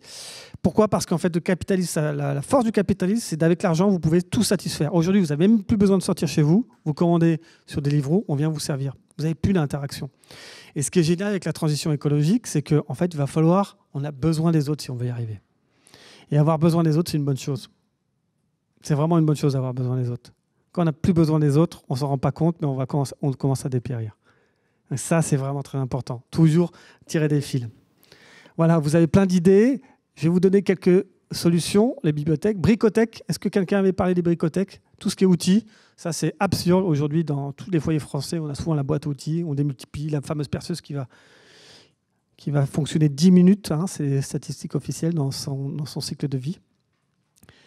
Et aussi tout ce qui est site d'entraide, de partage. Alors vous pouvez aller sur des réseaux comme Smile, comme Ma Résidence, Nextdoor, enfin bref, il y a pléthore. Créer un groupe WhatsApp. On n'aime pas trop les GAFAM, mais pour le coup, tant qu'ils ne font pas de pub, allez-y. Oui, moi sur les groupes WhatsApp, par exemple, juste la petite astuce, c'est d'avoir toujours on a un temps pour les messages éphémères, on peut les mettre que 7 jours, comme ça tout se supprime, parce qu'on n'imagine pas la pollution digitale de ces trucs. Très bonne remarque. Voilà, donc il faut juste choisir bien 7 jours. On peut mettre 30 ou 90, mais je vous propose de mettre 7. Je ne connaissais pas. Direct. Il y a d'autres personnes qui ont des communautés de voisins, d'entraide comme ça, qui voudraient partager leur bon plan. Allez-y. C'est une observation sur le WhatsApp. Il y a l'alternative pas GAFAM qui est Signal. Ouais, merci. Ouais. Qui est française. Tout à fait. Alors américaine, mais c'est bien quand même. C'est totalement source ouverte, complètement. Alors, Signal, c'est intéressant, Signal. En fait, Signal, c'est un peu comme la transition écologique. Tout le monde l'a sur son... Moi, je l'ai. Plein de gens l'ont, mais on n'a pas basculé. On attend d'avoir une masse critique. Et vous allez voir un jour, peut-être que la masse critique va arriver si WhatsApp commence à monétiser, à mettre des pubs. Eh ben, on pourra tous basculer. Moi, personnellement, j'ai Signal. Je sais que vous êtes nombreux à l'avoir, mais vous ne l'utilisez pas. Donc, quand on aura la masse critique, on va l'utiliser. On sera prêt. Vous avez Telegram aussi? Telegram aussi, ouais, exactement. Alors, Telegram, c'est des Russes qui sont... toutes les pistes d'action là, l'occasion, tout ça, ça consiste à prolonger la vie d'un produit, à l'optimiser, optimiser l'actif. Tout ça, c'est du bon sens. Et encore une fois, vous faites énormément d'économies du lien social. Ça, c'est des petits exemples très simples. Est-ce que la boîte à livres, tout le monde voit ce que c'est? Si vous pouvez en créer dans votre logement. Est-ce que vous avez d'autres initiatives comme ça, similaires dans votre copro? Il y a des gens qui veulent partager? Compostage, ça aussi, voilà, on met en commun, on partage, on crée du lien social. Est-ce que vous avez d'autres exemples? Est-ce que vous avez une table, par exemple, où vous mettez ce dont vous vous débarrassez, une boîte à dons?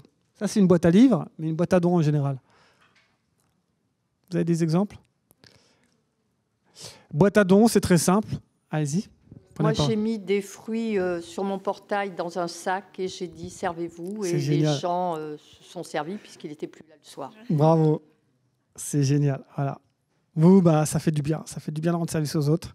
Ça évite le gaspillage. Vous avez rendu des gens heureux. Ils n'ont pas acheté des fruits avec plein de pesticides dans l'alimentation. Grâce à vous, voilà. D'autres exemples de choses que vous pouvez faire pour partager, mutualiser, créer du lien social? Il y a la planche de stickers. Nous, on l'offre dans la box, c'est la box Copro Habitat pour faire un atelier avec des voisins. C'est des petits autocollants. Ça vient de Suisse, l'idée. Mais là, c'est les écolos humanistes qui sont à Lyon, à qui on achète ces feuilles. C'est des petits autocollants qui vont permettre d'afficher ce que vous pouvez prêter, mutualiser dans votre copro. Donc, il y a tout. Il y a Mixer, il y a Cocotte Minute. Voilà. Voilà un bon exemple de ce que vous pouvez faire. Si vous faites un atelier Copro Habitat, demain, on vous envoie des planches comme ça. Vous pourrez décoller et mettre les autocollants. La réparation. Alors, allez, on reprend les quiz. À partir de quel montant de réparation les Français arrêtent, abandonnent? Ils ne vont pas plus loin. Ensuite, alors, je vous rappelle, vous allez pouvoir... À partir de quel pourcentage du montant de réparation vous abandonnez? Les Français en général, je ne parle pas de vous, hein, mais à partir de quel pourcentage des Français généralement vont abandonner, vont se dire « je ne fais pas réparer ». Alors... Vous voulez voter? Bertrand, pendant ce temps-là, il y avait une remarque, une question? Absolument. J'avais une petite information, parce que vous avez dit tout à l'heure que Telegram était russe. Ouais. Alors, c'est quand même super important de préciser que c'est des dissidents russes qui l'ont créé. Ouais, c'est très différent. Opposant à Poutine, tout à fait. Ouais, voilà. Mais bon, après, on n'a pas trop de niveau de confidentialité en ce qui nous concerne, c'est pas grave. Vous pouvez l'utiliser sans problème. Mais alors... Ça marche pas? Je pense que personne n'a... 6. Alors oui, c'est moi qui vous l'affiche pas, pardon. On reprend le diaporama. Eh bien, vous êtes une majorité à avoir la bonne réponse. Je vous félicite, c'est 30%. Dès qu'en fait, il y a un ancrage psychologique, 30% de la valeur, on abandonne, on relance. Donc la question maintenant que j'ai pour vous, je veux vous entendre. Qui fait réparer? Qui s'est mis à la réparation alors qu'il ne le faisait pas avant? Et qu'est-ce que ça vous apporte? Parlez-moi des bénéfices. Allez-y. Ah. Moi, j'ai toujours réparé parce que moi, j'ai toujours consommé luxe. Donc... Luxe? Oui. Donc, intéressant. C'est du temps long et quand ça s'abîme, ça se répare. Merci, très intéressant. Un objet luxueux, on en prend plus soin, ça dure plus longtemps. Allez-y, pardon, je privilégie des gens qui n'ont pas encore pris la parole. Ouais. Vous-même, allez-y. Moi, c'est en fait les chaussures. J'ai des chaussures qui sont en cuir, qui sont tout à fait basiques, sauf que ça fait des années que je les répare. Je pense que j'ai mis depuis le démarrage 3 fois le prix des chaussures, mais je vais chez le cordonnier et j'en ai pour 60 € par an de refaire semelles et talons et c'est reparti pour une année. Bravo. C'est ancien, hein, c'est cordonnier d'autrefois. Aussi les vêtements, faire repriser. Voilà, je vous donne un exemple. D'ailleurs. Là, c'est ma doudoune. Moi, je n'ai pas acheté, vous en doutez. Hein. On me donne beaucoup de choses autour de moi, donc ça, c'est un ami qui me l'a donné. Voilà, elle est en parfait état, elle doit avoir 7-8 ans. Bon, bah là, il y a vous voyez un peu les manches. Donc là, je vais m'en occuper. Je vais acheter ce qu'on appelle un biais. On m'a expliqué, je ne connaissais pas. Un biais pour... Voilà. Ça va me coûter 10 € et c'est reparti pour plusieurs années. D'autres exemples? Je voudrais réparer mon Mac, la batterie, mais ça coûte 400 €. Et c'est moins cher d'acheter une œuvre voilà. À 700 €. On va parler des objets. Merci. On va parler des objets numériques. Oui. Madame, allez-y. Moi, je vais des fois à des ateliers Répar Café pour partager. Et puis, je voulais dire, pour le biais de votre veste, vous pouvez peut-être, un objet qui est abîmé, vous peut-être récupérer un biais. Voilà. Ah, bah voilà, exactement. On peut même récupérer le biais plutôt que l'acheter. Merci, exactement. Allez-y, ouais, d'autres exemples? Alors, un peu le même sujet que pour l'ordinateur. Moi, c'est l'imprimante. Et en fait, c'est les têtes d'encre, les têtes d'impression qui sont obstruées. Et je ne veux pas acheter chez Amazon parce que les conditions de travail... Voilà, pour des raisons, je trouve que c'est... Bah oui, on veut tout de suite, mais pour moi, ce n'est pas comme ça que ça fonctionne. Et je galère, en fait, à trouver ces kits d'impression en dehors d'Amazon ou tous ces sites-là. Et on ne peut pas les acheter facilement en boutique. Votre prénom, c'est comment? Marie. Marie. Est-ce que quelqu'un aura la solution pour Marie tout à l'heure, en aparté, pour lui dire ou pas, ou maintenant? Moi, j'ai une solution, mais ce n'est pas vraiment une solution idéale pour vous. C'est arrêter les cartouches. Et il y a une technologie qui existe, qui est vraiment intéressante. C'est vous achetez des bidons d'encre, en fait. Et c'est beaucoup plus économique. En fait, là, ce n'est pas la cartouche, c'est vraiment la tête d'impression qu'il faut que je... Nettoyer. Nettoyer. Okay. Et pour trouver le produit, c'est vraiment galère. Ah, c'est le produit, d'accord, ok. Souvent, les deux sont liés, parce que moi, j'ai foutu en l'air des imprimantes. C'est moi. Ah ouais, pardon. Des imprimantes, justement, en voulant acheter de l'encre générique. Ah ouais. Et quand vous faites ça, eh bien, au bout d'un moment, vous tuez les têtes d'impression et vous achetez une nouvelle imprimante. Ouais. Et maintenant, je suis obligé d'acheter les cartouches d'origine pour garder mon imprimante. Bon, maintenant, j'ai un abonnement pour... J'achète des pages, en fait. Alors, je vais être un peu ironique là-dessus. Je vais vous dire, arrêtons d'acheter des imprimantes. On peut imprimer au travail sans problème. Mutualisons. Voilà, tant pis, c'est pas grave, c'est dit. Pour vos photos, ne dites pas à votre entreprise, mais tout le monde le fait. Ça sert à rien d'avoir une imprimante. Moi, je travaille de chez moi. Alors. Ah bon, voilà, dans ce cas-là, ouais. Mais faites ça, et surtout, vos photos, arrêtons de surstocker sur le cloud pour n'importe quoi. On ne verra jamais ces photos. Vous ne les céderez pas à vos enfants. De temps en temps, faites des impressions. Vous allez en supermarché, partout, on peut maintenant, pour même pas 50 centimes, 10 centimes, imprimer ces photos. Faites-le au fur et à mesure. Ça vous évite d'avoir une imprimante chez vous, et ça permet de commencer un peu à désencombrer le cloud. D'autres solutions Moi, je vais vous parler un peu de réparation. Alors, il n'y a pas longtemps, j'ai fait une grosse bourde. J'avais mon écran de téléphone, d'ordinateur portable, un stylo, je referme l'écran. Je l'avais à peine acheté sur Back Market d'occasion. Boum, c'est pas grave. Je referme. Le stylo est entre l'écran et le clavier, je casse l'écran. Eh bien, en fait, je vais sur un site qui s'appelle Touche de clavier. Je commande ce qu'on appelle l'écran, c'est une dalle, 50 €. Ils me livrent ça avec le kit pour réparer, donc des outils de précision. Tuto sur Internet, il y a déjà l'ordinateur tout expliqué. En 5 minutes, j'ai réparé, j'ai changé mon écran. Eh bien, en fait, là, vous êtes vraiment dans l'extase. J'exagère. Vous dites, waouh, c'est pas possible. J'arrive à changer un écran de téléphone d'ordinateur portable. Mais j'exagère, mais en fait, c'est très bon pour l'estime de soi de réparer. Je vous ai dit, on est autonome, on fait tout maintenant via une relation marchande. Quand vous recréez du lien avec vos voisins, quand vous commencez à refaire des choses manuellement, et ben en fait, quand vous réparez, vous reprenez quelque part le contrôle sur vos vies. Et en fait, on a besoin de ça aussi. Ça réduit l'anxiété de reprendre un peu le contrôle. Dernière chose sur les... Oui ? Là, c'était touche de clavier pour l'écran, mais en fait, vous pouvez trouver n'importe... Ce qui est incroyable aujourd'hui, c'est qu'il y a une pléthore de sites pour les pièces détachées.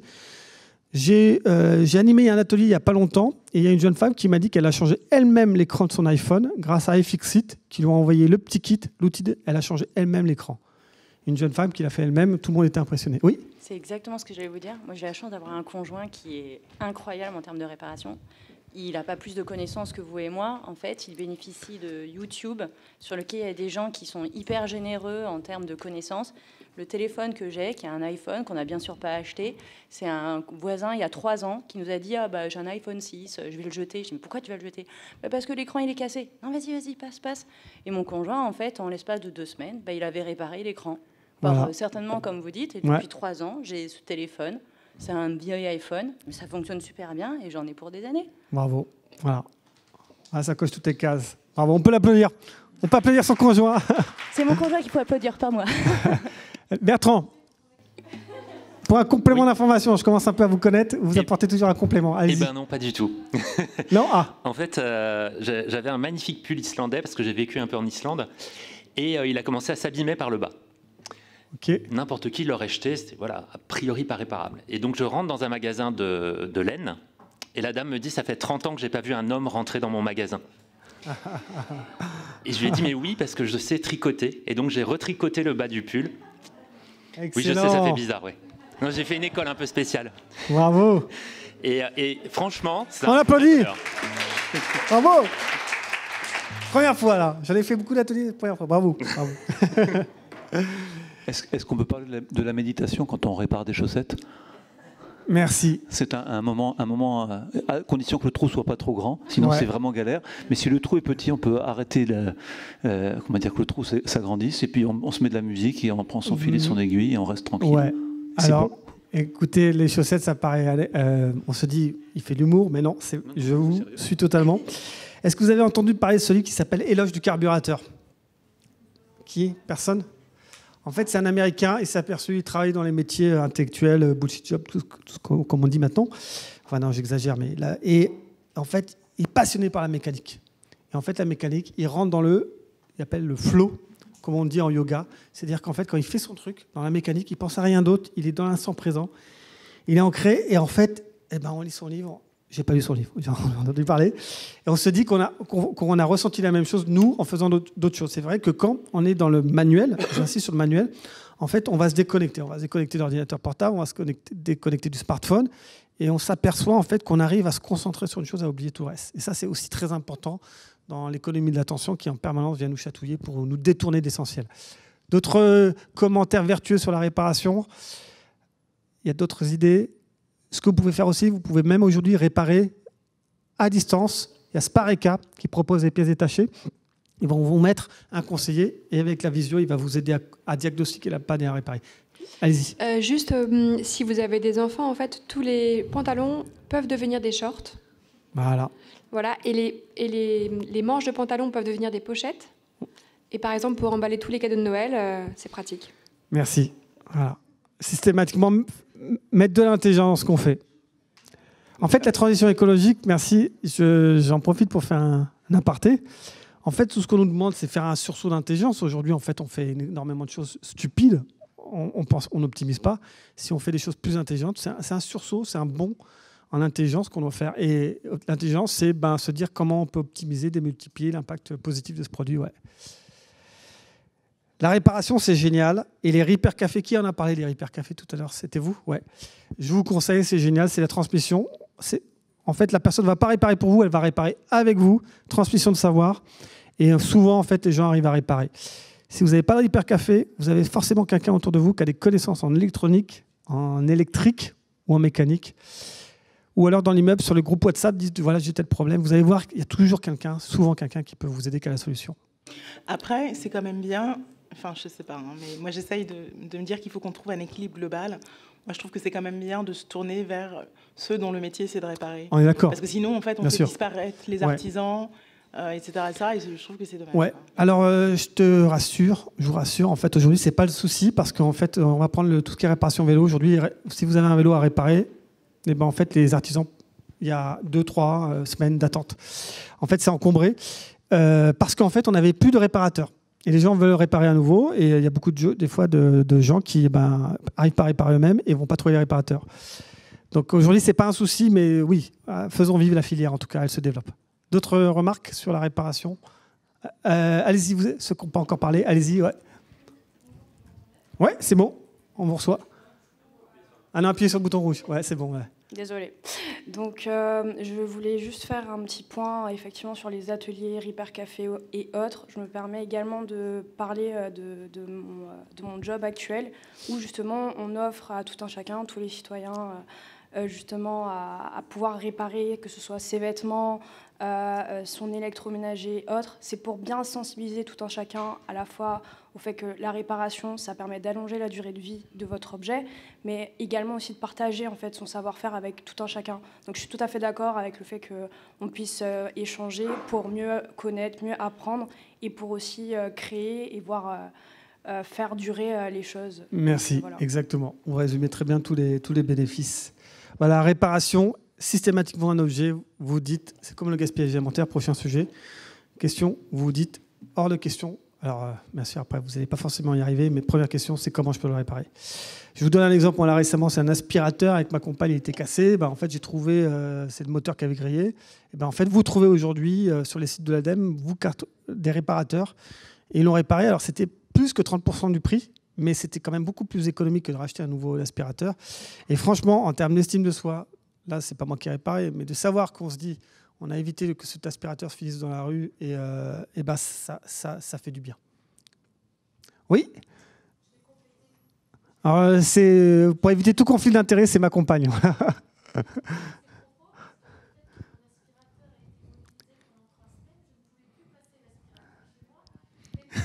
À cause de moi. Voilà. On ne s'est pas concerté, hein. On ne s'est pas concerté. J'avais pas prévu qu'elle vienne, voilà. Mais merci, voilà. C'est un très très bon exemple, voilà.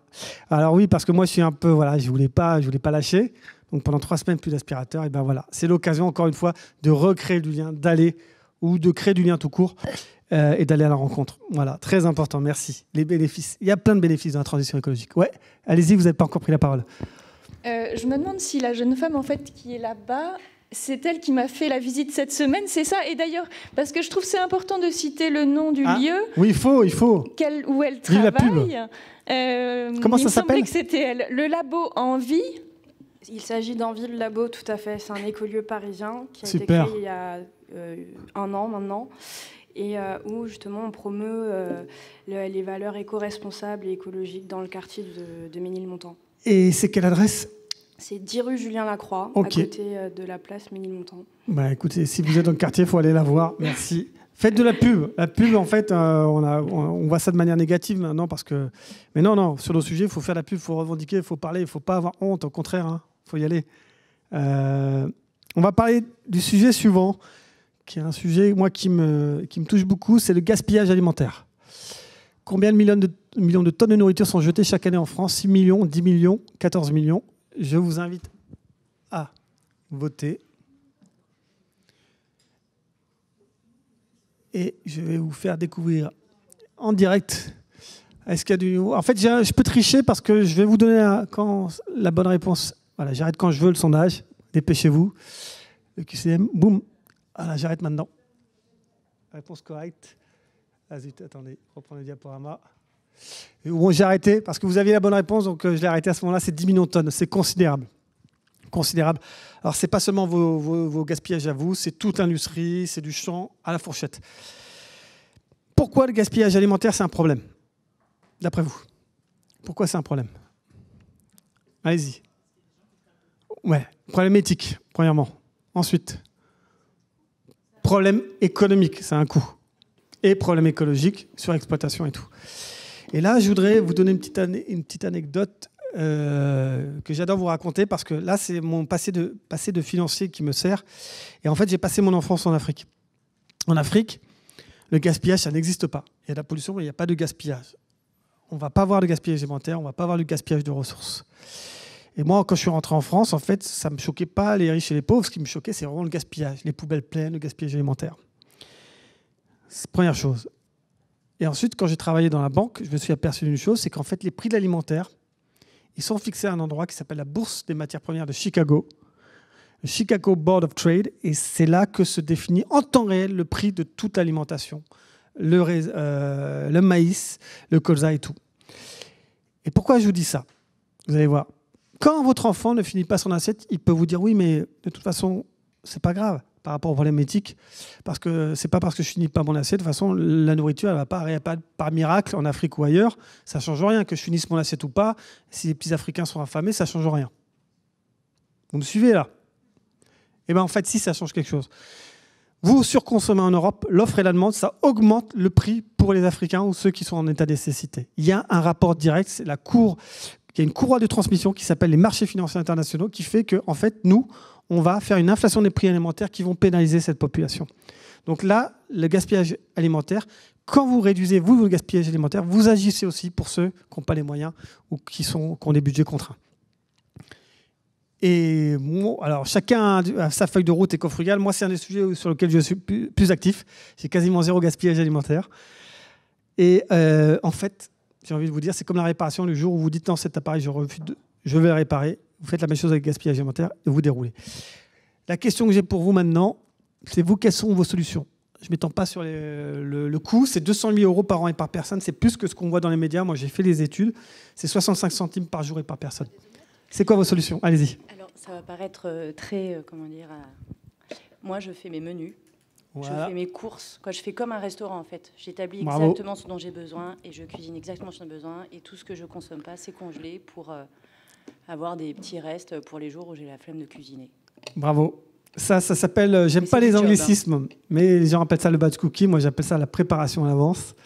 Et c'est extrêmement vertueux. Ça coche toutes les cases. Quand vous cuisez toutes vos patates d'un coup pour la semaine, c'est un gain en termes énergétiques.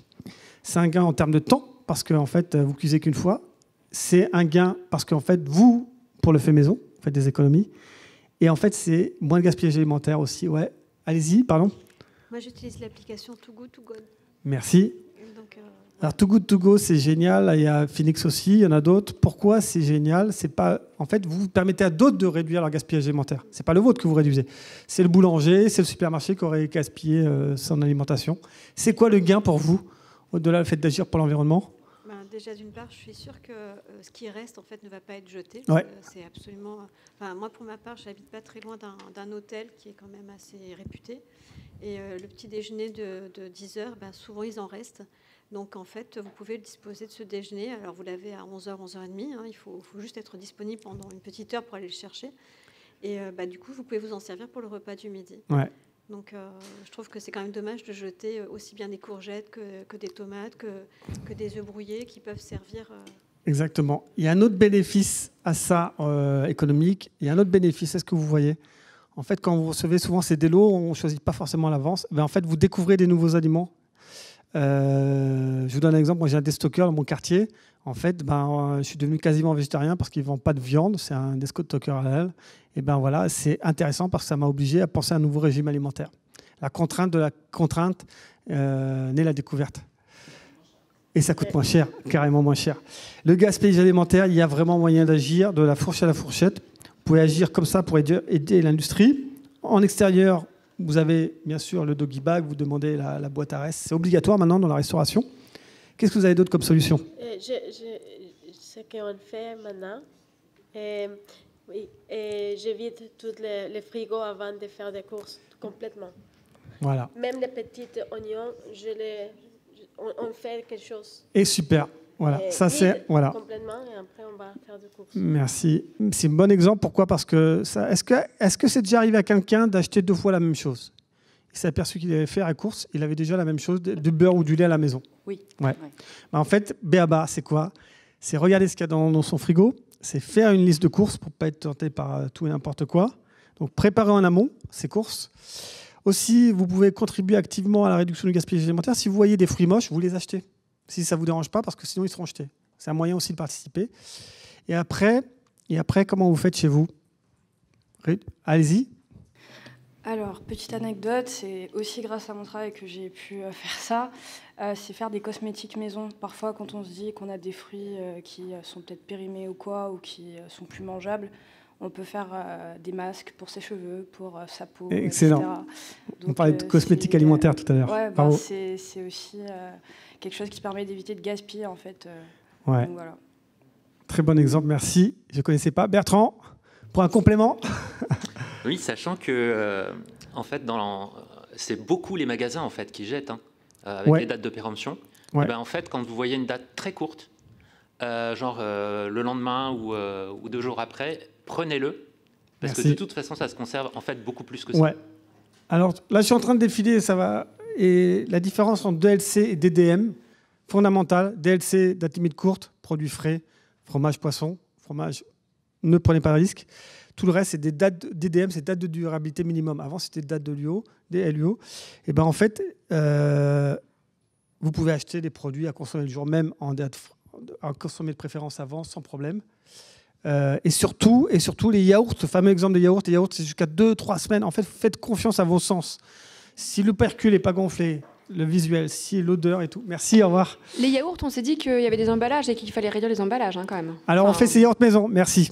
J'ai oublié d'en parler tout à l'heure, superbe solution. Yaourt maison, vous faites énormément d'économies si vous avez des enfants qui mangent beaucoup de yaourt. Et en plus, des yaourts en verre. Pas de... Voilà. Autre solution? Ouais. Alors, attendez. Désolée. J'ai privilégié des gens qui n'ont pas encore pris la parole. Allez-y. Ouais, allez-y, ouais. En gros, j'ai un ami de mon père qui est dans une association. Et en fait, ils vont dans les supermarchés, les boulangeries, tout ça. Et ils récupèrent tout ce qui n'a pas été vendu ou du coup, date limite courte. Et en fait, ce qu'ils font, c'est qu'ils ont obligation de les donner à des gens qui sont dans le besoin. Du coup, ça aide plusieurs choses, en fait. Du coup, ils vont dans la rue, dans les camps de migrants, tout ça. Et en fait, ils leur donnent à manger. Bravo. Voilà. Encore un exemple de solution. Ça a le nom de l'association dont vous parlez? D'autres exemples? Je déroule les miens. Cuisiner les restes, c'est tout bête. Moi, j'ai fait mes meilleures recettes. Je n'ai pas encore sous le contrôle de ma conjointe. C'est quand j'ai dû récupérer. En fait, je suis sorti de ma zone de confort. Et en fait, les meilleures recettes, c'est quand j'ai dû faire avec ce que j'avais avec. Vous avez une application qui s'appelle Save It. Mais vous rentrez les ingrédients, il va vous proposer une recette. Mais faites même confiance à votre imaginaire. Moi, c'est les meilleures recettes, vraiment, j'insiste. C'est quand j'ai dû faire avec ce que j'avais dans mon frigo. Sinon, je fais toujours la même chose. Allez-y. Alors bon, moi, j'ai été élevée avec une grand-mère qui a vécu la guerre, donc apprendre à cuisiner les restes, c'était quelque chose qui se faisait habituellement et j'ai gardé. Par contre, je voulais juste vous parler d'une anecdote. Dans mon travail, je travaille à Pôle emploi, j'ai une équipe de conseillers qui font du recrutement. On a fait un recrutement il n'y a pas si longtemps pour un agriculteur dans le sud de la Beauce qui travaille pour Dossi. Et il nous a expliqué comment ça fonctionnait avec M. Dossi, son travail d'agriculteur. Donc, en fait, ce sont des personnes qui lui imposent... il a investi aussi là-dessus, donc il est un peu pris à la gorge comme ceux qui élèvent les poulets ou autre chose, de la même manière. Et donc, à date fixe, il doit planter, à date fixe, il doit mettre les produits, à date fixe, il doit arroser... Et à date fixe, Dossi vient vérifier donc ce qu'il fait. Donc il fait du pois, il fait du haricot, de la fève. Et si le pois n'a pas le bon calibre, si le haricot n'a pas la bonne tête, et si la fève n'a pas la bonne tête, il doit détruire sa parcelle. Ouais. Ben, merci. Et ça c'est l'industrie agroalimentaire. D'où l'importance d'essayer d'acheter dans les AMAP. Il n'a pas le droit de donner les produits, il n'a pas le droit, rien. Tout appartient à Dossi. Ouais. Et c'est pour ça que donner du pouvoir aux gens, c'est aller directement acheter dans les AMAP ou dans les... Il y a plein d'initiatives maintenant, et de saisonniers. Est-ce que vous avez des idées de supermarchés comme ça qui font directement aussi du local, de la saisonnalité pour les fruits et légumes? Alors en fait, c'est pas si loin de Paris que ça. Ça s'appelle en fait la ferme de Galie. Je sais pas ceux qui connaissent, en fait, près de Versailles. En fait, c'est un endroit où vous allez carrément pouvoir aller récolter par vous-même. Et donc, c'est super en termes de production, d'accessibilité. Exactement. Jardin partagé, il y a vraiment beaucoup de solutions. On va passer sur la dernière piste parce qu'en fait, le temps passe vite. Je l'aime beaucoup celle-là parce qu'en fait, elle n'est pas compliquée et elle est extrêmement impactante, c'est faire son compost. Alors, un dernier petit quiz et après, vous allez voir, on va passer vers la fin. Je vous encourage, d'après vous, en faisant votre compost, de quel pourcentage vous réduisez de poids, vous réduisez votre poubelle ménagère en compostant. Alors, on va mettre les résultats en direct. D'après vous. Alors, pour l'instant, est-ce que ça vote? J'ai peut-être pas activé. Si, ça y est. Alors, j'arrête seulement quand il y a la bonne réponse. Donc, je vous donne un indice. Ouais, bravo. On va aller vite, c'est la 2. Alors, pourquoi j'aime beaucoup le compost, c'est que le compost, 30%, c'est énorme sur la poubelle. D'un coup, voilà, on parlait tout à l'heure de carbone et bilan priorisé, c'est très, très efficace. Et je voudrais savoir qui parmi vous fait son compost en ville, parce que c'est possible. Bravo. Quelqu'un veut prendre la parole? Quelqu'un nous dit comment? Voilà. Et les bénéfices? Allez-y. Alors moi, je ne suis pas parisienne du tout, je suis lilloise. Moi, c'est pareil, je suis en ville. Voilà. Moi, j'ai la chance d'avoir un compost juste à côté de chez moi qui se veut aussi social et donc de créer du lien. Donc, on n'est pas sur un système financier où on doit payer ou qui est géré par une ville. En fait, c'est nous, habitants du quartier, qui gérons notre site de compostage, qui envoyons les mails, qui faisons... est voilà, un petit groupe et on s'échange. Et j'ai réduit, moi, je suis végétarienne, grosso modo. J'achète très peu en grande surface. Donc, moi, j'ai réduit beaucoup plus que 40% mes déchets par le compost. Parce que c'était les... Ah ouais. Au moins, ouais. Parce que vous faisiez déjà beaucoup de faits maison, vous utilisez beaucoup de fruits et légumes. Ouais, moi, j'ai jamais aimé les plats préparés, j'ai toujours cuisiné, et donc du coup, moi, ça a réduit, mais au moins 50% mes déchets. Et j'en profite qu'il y a des poules, parce que ces poules, c'est en plein boom. Et là, du coup, vous n'avez même plus besoin de compost, vous pouvez donner aux poules, monsieur, ouais. Là, j'ai déménagé, donc j'ai laissé mes poules à mes successeurs. Ah ouais. Et ils ont accepté. Et ils ont récupéré. Quand vous avez des réfugiés ukrainiens, ils sont contents d'avoir des poules. Ah ouais, excellent. Et donc avec 3 poules, effectivement, des œufs, et puis on leur donnait pas mal de reste. Enfin, le problème, c'est que ça attire un peu quand on habite dans la campagne, ça attire les rats. Les renards aussi, il faut faire gaffe et tout. Là où j'étais, c'était plutôt enclavé, mais par contre les rats, et là il faut mettre ça au bout du jardin, et puis ils se démerdent, quoi. Ils font leur vie, mais parce que sinon c'est pas agréable d'avoir les rats sous la fenêtre, c'est quand même pas très cool. C'est clair. Le compost, c'est souvent les objections. Qu'est-ce qu'on peut faire pour éviter d'avoir des rats quand on fait du compost ? Qui veut m'en parler? Allez-y, vous n'avez pas encore pris la parole. Il ne faut rien mettre d'animal, en fait. Voilà. Pas de gruyère, pas de reste d'origine animale. Même. Ça n'empêche pas. On va parler de la dernière piste, après on va arriver à la conclusion. Mais on a fait la transition tout à l'heure. Qui parmi vous... Pardon, j'ai une question. Quand on est à Paris, qu'il n'y a pas de solution de compost autour de chez nous, et qu'il n'y a rien dans les immeubles, est-ce que quelqu'un a des solutions? Merci, très bonne question. Allez-y, derrière vous. La réponse est derrière toi, Arnaud. Regarde, t'as qu'à te retourner. Ma grand-mère, elle est en immeuble et en fait, c'est le syndic du coup en fait de l'immeuble qui ont un lombricompost. Mais quand il n'y a pas ça, en fait, ma question, c'est ouais. Alors, est-ce que quelqu'un d'autre a une réponse? Allez-y, vas-y.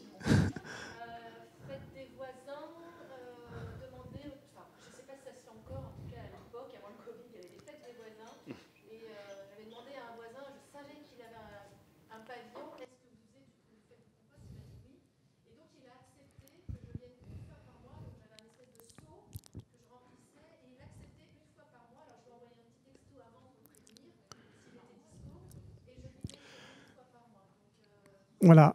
En fait, très bon exemple. Sachez qu'aussi, il y a des composteurs maintenant, il y a des applis pour localiser les composteurs près de chez vous. Si vous êtes à Paris dans le 10e, maintenant, il y a des bacs pour récupérer le compost qui sont sur le boulevard de Strasbourg.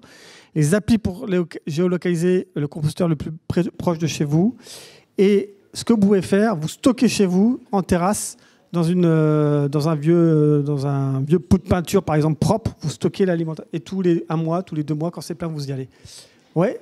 Et il me semble que ça fait partie maintenant aussi des objectifs communaux de composter, d'avoir un maximum de compost dans la ville. Et donc du coup, je pense que si vous mettez ça en place, rapprochez-vous peut-être de votre mairie parce que ça fait vraiment partie des objectifs des communes. J'ai une info pour vous. 2025, c'est obligatoire partout en France. Voilà. Point barre, c'est obligatoire. Donc Arnaud, il n'y a plus qu'à faire une petite lettre à ta mère si elle n'est pas au rendez-vous en 2025.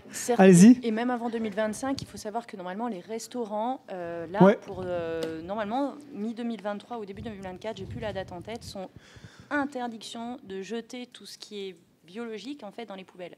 C'est ça. Alors je vais citer malheureusement une marque, c'est pas très bien, mais c'est la seule pour l'instant que j'ai pu faire ça, c'est McDonald's. Voilà. Ils commencent à avoir des poubelles différenciées parce qu'en fait ils sont en train de se préparer à ça. Mais normalement tous les restaurants vont être obligés de jeter en fait. Voilà, ça bouge un peu, c'est grâce à vous. Juste pour info, le jour j'ai vu justement un camion. Alors j'ai pas retenu le nom, mais c'est des sociétés en fait qui collectent en fait tous les déchets alimentaires des restaurants. C'est Molino. Je pense qu'il y en a 2 ou 3 sociétés sur Paris et je sais qu'il y en avait un devant chez Cogent l'autre jour. C'est obligatoire maintenant dès qu'on a un certain tonnage, effectivement, et à terme pour tout le monde. On va finir, oui, Sophie. Je voulais juste donner une information pour déposer le compost quand on est en région parisienne. De plus en plus de mairies mettent à disposition les jours de marché des poubelles spécifiques pour déposer vos sacs d'épluchures de légumes à disposition. Et c'est les jours de marché. Merci. Vous voyez, en fait, on peut agir. Et encore une fois, il faut aller à la rencontre des autres. Et là, on s'aperçoit qu'il y a des solutions près de chez vous. Dernière question, on ne va pas rentrer, mais je voudrais juste, parce que cette piste-là, vous êtes nombreux à avoir agi, et en fait, elle est très impactante. En devenant végétarien, en gros, au minimum, vous réduisez d'1 tonne carbone votre empreinte environnementale. Donc la question que j'ai pour vous, c'est juste, voilà, je voudrais faire un petit sondage avant de vous quitter. C'est la dernière. Je n'ai pas réduit. Consommation de viande. Ah, attendez. Ah oui, c'est bizarre. En fait, il y a... Attendez, excusez-moi, c'est intéressant. Bah, je crois que c'est moi qui ai bugué ce matin avec mes diapos. Vous voyez, c'est tout ou rien. C'est tout ou rien, je suis désolé. Bon, il y a quand même 50% de végétariens, mais ceux qui ont voté.